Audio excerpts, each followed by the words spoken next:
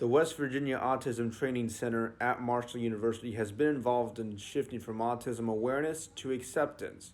Cassidy Forth and Jim Harris explain the difference between the two. Autism awareness has been primarily about promoting knowledge in the community and world about what autism is. We have used autism awareness in the past to not only promote knowledge, but promote research and education initiatives. And it's really been a focus on getting people in the community and the world to know what autism is and also how it affects those individuals in our world. Hello, my name is Jim Harris, and I'm the Associate Director of the Autism Training Center. I've been here for 6 years in this role, and I was here a year prior to that in another role. So autism awareness is really, when we look at this topic of awareness and acceptance, awareness was the beginning of making people aware of what autism was, like looking at things like prevalence, like how many people actually have autism and what does autism look like? You know, what are signs and symptoms of autism?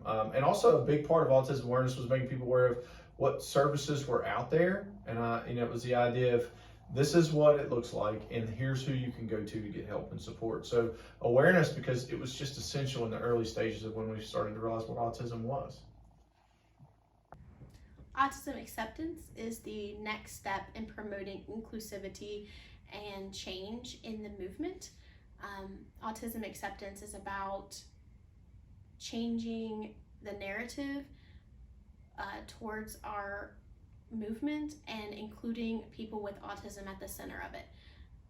Autism acceptance, interestingly, has kind of been the evolution of understanding of autism, but now it's more about integration. You know, where it was at first, it was like just trying to understand what autism was and how often it was happening, and male versus female, and how does it manifest in certain people versus other folks.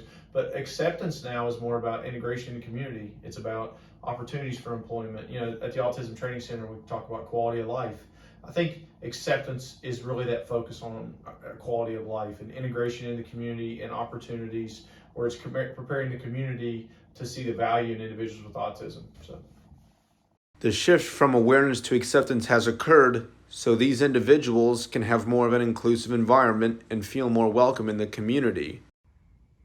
The shift from autism awareness to autism acceptance has happened because there has been a spark amongst the community, mainly centering around people with autism coming forward and saying that now is the time to change our focus.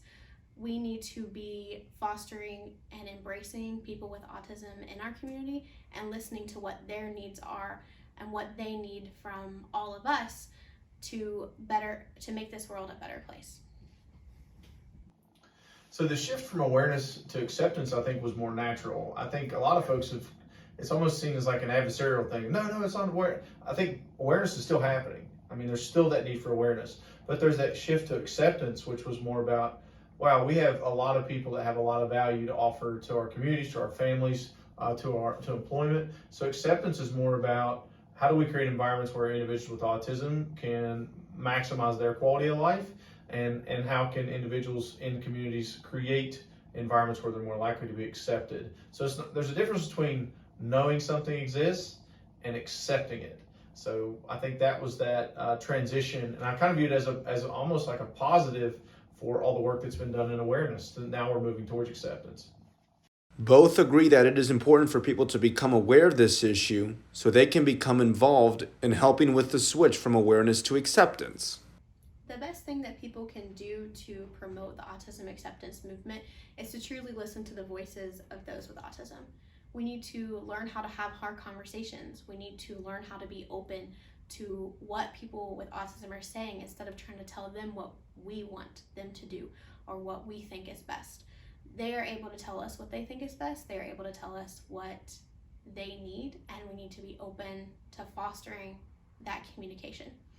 In addition, I would really encourage anyone who's interested in the autism acceptance movement to look up the neurodiversity symbol, to look up what is autism acceptance and what people with autism are saying about it, because we can't learn unless we look towards individuals that know about it.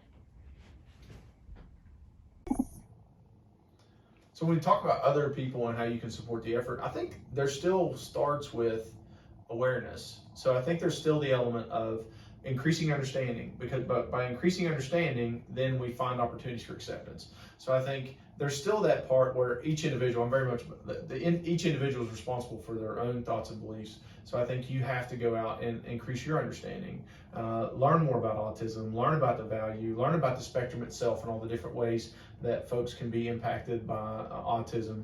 And then you take your knowledge of the community and your knowledge, like for example, if you know people that have businesses in communities, or if you own a business yourself, or if you see barriers in education, then you become part of that conversation. And if you're a change maker, you make that change. If you're just having conversations with people, you do that. I think there's so many different levels to it, from people who have leadership positions who can actually execute change in a business, to just someone who's talking to someone at an elementary school, and they look at a kid and say, well, it's a shame he's never going to be able to get a job. And you can say, well, actually, there's a lot of people with autism that are able to be employed. And you can open people's understanding in just small conversations, which creates an increase in community acceptance. So I think there's a lot of things, from the smallest part of a conversation to a big CEO who can change the culture of an organization. We all have a part we can play in this in some form or fashion.